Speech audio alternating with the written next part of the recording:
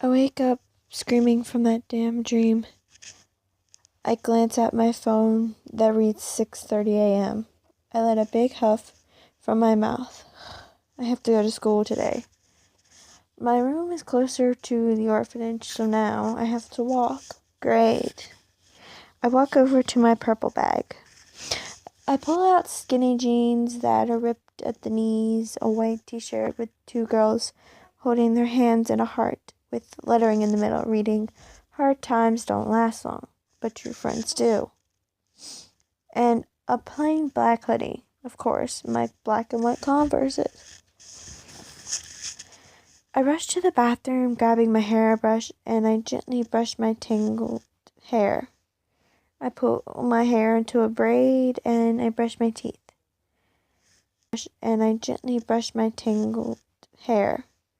I pull my hair into a braid, and I brush my teeth.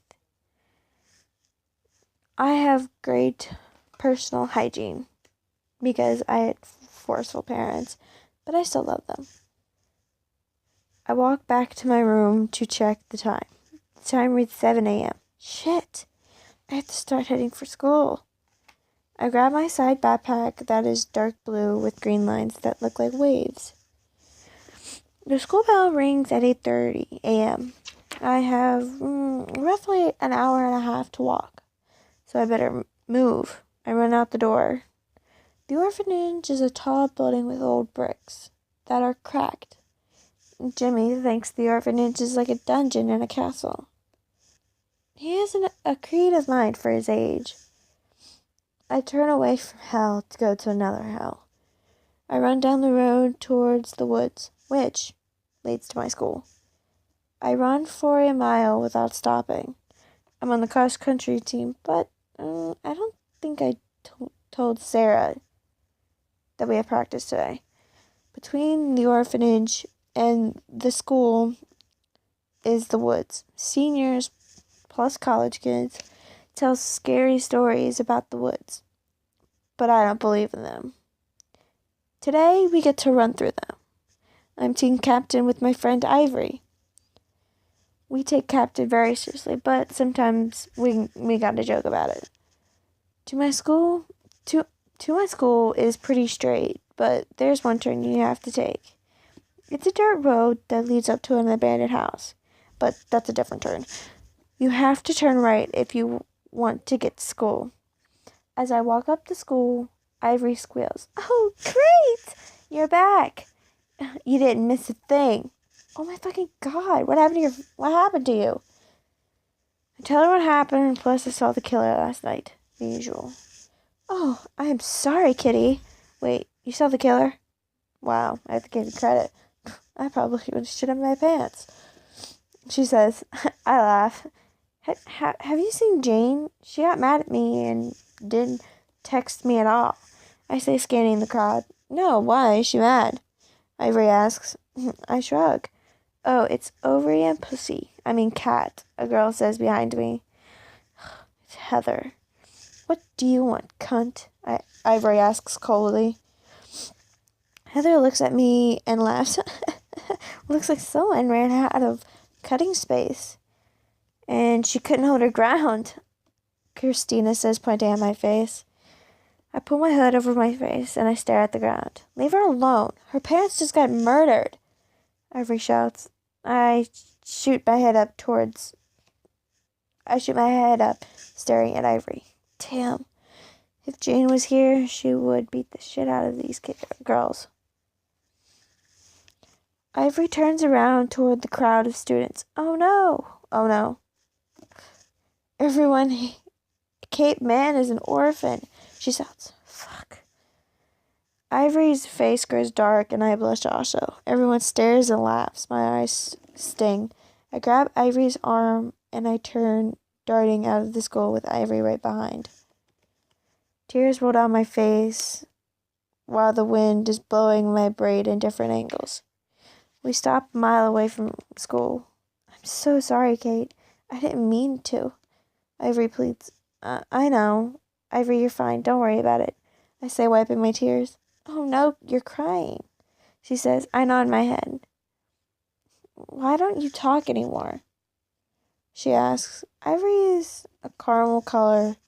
She has short brown hair with dark green eyes, and she's 5'11", just a few inches shorter than me. You know how I sometimes use smart remarks, I ask. Ivory nods. Well, I get slapped if I say some, so now I just don't talk. I say, really? It's been 7 fucking days, Kate. Ivory argues. Yeah, I know, I replied while nodding my head. Ivory asks, do we have to go back to school? No. As long as we are back before practice, I reply. Good, she says. Ivory and I got Ivory's truck from school. She parked a ways from school. It wasn't hard to sneak out. Okay, Kitty, what do we do? She asks. Well, cross country doesn't start until right after school. We could go to the mall or park until we go to lunch. And after that, well, we need to head back the long way. I say. She smiles and nods. We drive for an hour and then we went to the park. Ivory and I aren't the type of girls to go to the mall. We walk around the park. The park is a mile walk, run, and bike.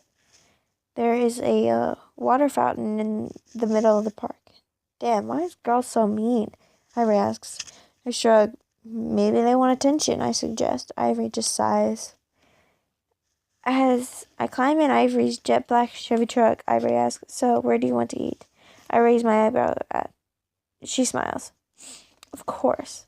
Every time we go out to eat, I take her to Wendy's. I don't know why, but I like it there. I stare out the window. Why would Jeff even care about my lip? I lick my lips, and pain throbs my lips. Did he care? Is that why he let me live? I need to ask him why. Okay, who's on your mind? Ivory asks. How do you? I start to say. You're blushing. Kate cuts me off, raising an eyebrow. I push my hands to my cheeks. They are warm. Well, I hesitate. Ivory and I are traveling on the back road.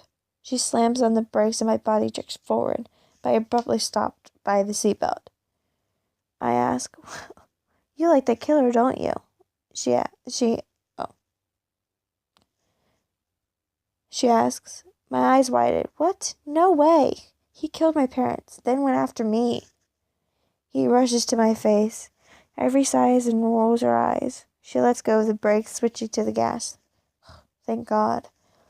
I don't like Jeff. No way. Not after what he did. The rest of the way, we didn't talk. Why would she think such a stupid thing? Ivory. Look, I start to say, save it, Kate. She cuts me off. I open my mouth to say something, but I stop. Ivory gives me the death glare. I stare out the window the whole trip. We pull in the school's parking lot at 3:15, just in time. I see some girls run into the locker room. I wave Ivory to come on. She jumps out of her car, grabbing her bag of clothes. I do the same. The girls' locker room is big and the best one in the whole damn school. I walk behind Ivory. Our school colors are blue and green. We are the Rattlesnakes. As I walk, girls are changing. We have lockers. They kind of look like the ones in the movies. Half of each wall is blue and the other half is green. A rattlesnake travels around the room, ending with him on the ceiling in attack mode. My locker is the last locker on the left, number 47, in combination 5, 40, 33.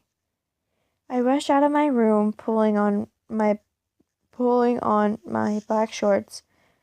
Pulling off my shirt, I throw it into my locker. A fluorescent green shirt catches my eye in my bag.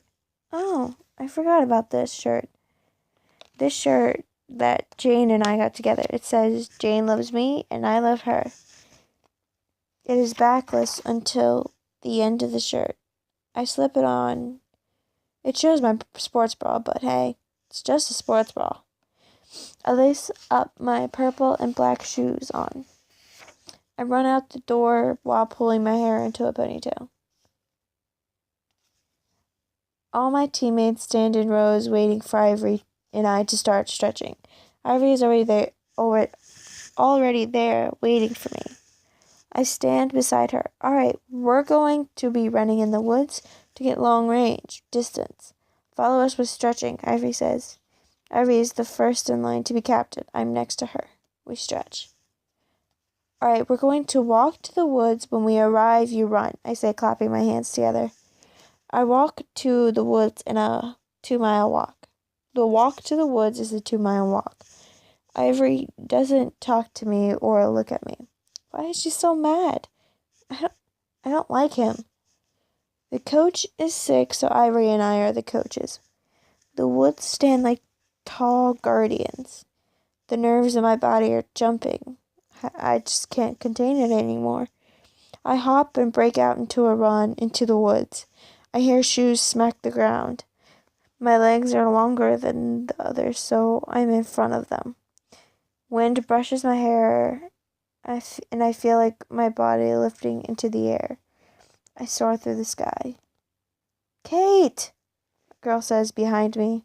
I stop in my tracks. Somehow, my eyes are closed. I open them. I'm like 5 inches from face planting into a tree. Wow. I laugh while turning around. Everyone is in shock, but they also laugh. Waving my hand, we start to run. I see the end of the woods ahead. We break away from the dark woods. Shit, I say. Ivy comes up to me. What? I point to the house. This is my orphanage. Kate, Sam, man, a voice says. I jerk my head around towards the voice. I wish I hadn't. It's Sarah. Yes, I asked, stepping forward. Where the hell have you been? Sarah asks. I thought I told you I'm on the cross-country team. I say. I don't know what happened, but I was beside Ivory and now I'm standing in front of Sarah. She shakes her head rapidly. A strong burn hits my nose hard. Warm liquid flows down my face. Blood. I fall down. Sarah hit me in the nose. She kicks me hard in the side. I gasp, so does the other girls. She draws her foot back and a solid kick against my stomach. I wheeze. She knocked the wind out of me. I roll over. Another kick, but in the back. I scream with a screech. Never, ever leave without telling me, she shouts. She constantly kicks me as she says that. Pain burns my body. I'm on fire. Suddenly Sarah stops. Go get your shit and come straight back, she says calmly. I slowly stand and I spat blood by her foot. Fine, I shove out of my mouth. I stumble. I'm really dizzy. The world is spinning in giant circles. Black light surrounds me and I pass out. I'm sitting in someone's living room. I get up and I walk into the room. The room is big. The walls look like a polar bear splattered on the walls. Blood is streaming down the wall like a waterfall. Is this a Stephen King movie? I turn toward a coffee table that has been shattered. Next to it is a weightless, moveless female body. I kneel down beside the body. I shake her and I whisper, Hey, are you okay? No reply. Hey! I shout, still no reply. Who the hell is this person? I turn the woman over. I scream in fear. It's me. My face is blue and bloody. My eyes look like broken glass. Was I crying? This dead woman is me? Sam, wake up, the me says. What? I ask, falling back. She blinks snowflakes from her eyes, at least I think. Wake up, Sam, she screams. I cover my ears and shut my eyes. Hands touch my shoulders. I keep my eyes closed. Keep your eyes closed, I tell myself, and I don't open them. I jerk awake. I'm back in my room. I moan in pain. The pain grabs me, giving me some good slaps. I'm so sore. Kit Kat, are you okay? A little boy's voice is hurtful. Jimmy, I moan, nodding my head. Sarah must have kicked me in the head. My whole body throbs. I'm fine, I groan. I turn my head towards Jimmy. He is smiling. I tried to, but can't. What happened? I croak. Well, after you know what. You passed out. A nice girl got your stuff and stayed here for a little bit. He says, I must look stupid. I pull myself up. Pain jolts and throbs at my muscles as I sit up. Jimmy is standing at my dresser looking at me with watery green eyes. They look like wet grass falling to the dirt soil. No, don't cry. I'm fine. I lie. Are you okay? A female voice asks. Obviously, Sarah, stay the fuck away from me. I shout, clutching my hands and fists. Pain pulls me into a hug, and I fall on the floor off the bed. I hear heels click across the floor. Hands grasp around my shoulders, and I moan. Sorry. Look, I was mad that you didn't tell me, Sarah says. I push myself to the wall. Leave me alone, I say, wide-eyed. Sarah slaps me again in the face. Again, Penny laughs. She storms out of the room, such a child for an adult. Jimmy was in the corner, but now he's shaking my legs. Jimmy, I say. He stops, tears streaming down his face. I grab him into me. Don't cry, I whisper softly, stroking his brown hair. I'm fine, I add. Jimmy sniffs, nodding his head. 3 months later. It's been 3 months since I've seen Jeff. I shrug. I'm sitting on my bed looking at pictures of my family. I sigh. Mary still beats the shit out of me. Plus, Sarah sometimes slaps me. I don't ever talk to Sarah after she beat the shit out of me. Kate, come on. Someone is coming to take you home, Sarah calls out. I jump off my bed, grabbing my bags and computer. I run down the hallway. I run past a mirror, stopping. I walk backward. Looking at my face, I see a black eye, split lip, and a bruise on my cheek. Damn it. Oh no. You go get Jimmy. He has to come too, she says, pointing to the hallway where his room is. I smile. I rush down the hallway. Jimmy! Jimmy! I constantly shout his name. What? He asks. Come on, a family is adopting us, I say. A wide smile appears on his face. I smile. We run to his closet, stuffing his clothes in a green bag. I laugh as I throw Jimmy on my back. I grab the bag, and I dart out of the room, down the hallway. I stop before opening the door. I put him down. I hand him his bag, and we walk outside. I see two 50-year-old man and woman. The woman has wrinkles with warm gray eyes. She also has black hair with some gray strands. She is a pale peach color. The man looks different from her. He has hard brown eyes, and he has more wrinkles than her. His hair is light brown with gray hair. As we walk, I see them turn dead. Their eyes turn solid black with blood falling down their eyes like tears. I shake my head, trying to get the image out of my head, and it does. They smile nicely. Hi, I'm Cam, the woman says sweetly, and I'm Matt, adds the man kindly. Why did I have that image? Is it because of me, Jeff, Jimmy, or even Jane? Jeff, Jimmy, Sarah, or even Jane. Their car is really simple. It's a tan car and is short in height. My car is so much better. My car is a Jeep that is red. I call her Lava. Hi, I'm Kate, and this is Jimmy, I say, pointing to Jimmy and I. They nod and I put our bags in the tan car and I shut the trunk and sigh. We aren't going to stay with these people for very long. I sit in the back seat with Jimmy. Why did they adopt us? My curiosity overwhelms me. Why did you adopt us? A long silence flows over the car. I clear my throat. I raise my eyebrow. Well, we heard you had a bad past and we wanted to help. Plus, Jimmy was so cute. Game says, so because of my bad past, I was adopted? I don't say anything, but I want to so bad.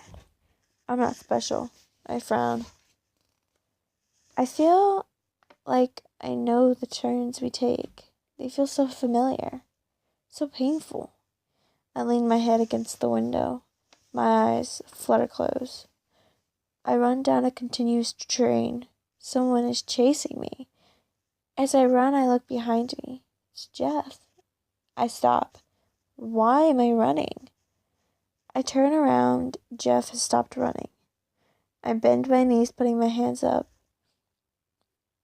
I step back. Stop, Jeff, please, I beg. The train is white with blue seats and a silver railing that looks smooth. Please, God, no. Jeff cuts my shirt away. I flail my arms. Stop, asshole, I shout. Tears roll down my face. He laughs and smirks. He whips me around, throwing me to the floor. I crawl, but he violently forces my pants off. I scream.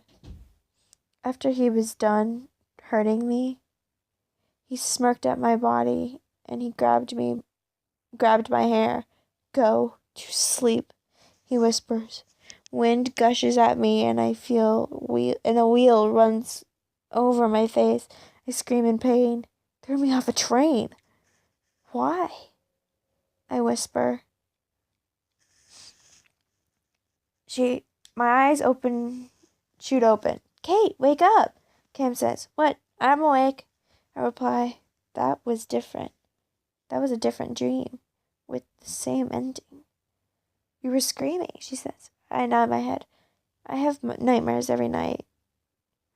Cam doesn't say anything. I get out of the car. Jesus fucking Christ. The house is a cream color like dark blue outlines. This house is a 2-story house. It's my house. I'm going to relive my parents' death. Everyone is in the house, but I stay looking at my bedroom window. After I saw Jeff in the orphanage, I left my window open. Stupid, right? Sometimes when I woke up from the nightmare, I felt like someone was watching me. I roll my eyes. I'm just going crazy. Hey, Kate, come on, Matt says. I have to force myself to move. I walk into the house. Immediately, I walk upstairs, running my fingers along the smooth railing. I cut him off. I know where. I step into my room. Nothing has been touched. I sigh. Thank God. I hear footsteps run up the stairs. Hey, isn't this great, Kit Kat? Jimmy asks. This is all happening so fast. I stumble back and I fall to my knees. Are you okay? He asks, shoving my hands to my face. I start to cry. Jimmy runs down the stairs. I hear him running, so I get up and shut the door, locking it. Sweetie, let us in, Cam says. No, I shout. My parents were killed in this house. Leave me the fuck alone, I add. I hear them whisper something, but I can't make it out. A cold tear runs down my face. I open the window. The window is close to the ground, so I sit down. The wind pushes my hair back. It's so warm, like a hug. My parents, why did they have to die? More tears run down my face, down my cheek. A sob forms in my mouth, but I cover it. I sniff. I need to feel alone with my computer. It feels better that way. I grab my computer and I whip open the closet door, turning on the black light of flashback. My brush splattering blood across my closet. Hey, sweetie, My mom is cut off. My bleeding forearm and paintbrush is shown. What the hell did you do? She nearly shouted. I cut my arm and splattered my blood in the closet. Plus, I took a black light in so it could shine. She didn't like that answer, so she beat me. I sink to my knees again. More and more cold tears run down my face. Why are they cold? I shrugged, wiping my tears away. I didn't even want to close the door. I violently slammed my head against the closet wall. I squeezed my eyes shut. Please don't cry. A rough, smooth voice says, wiping my tears away. My eyes shoot wide open. Jeff. I relax a little, but he killed my parents. So I'm still angry. Don't cry, I mock. You killed my fucking parents and you tell me don't cry.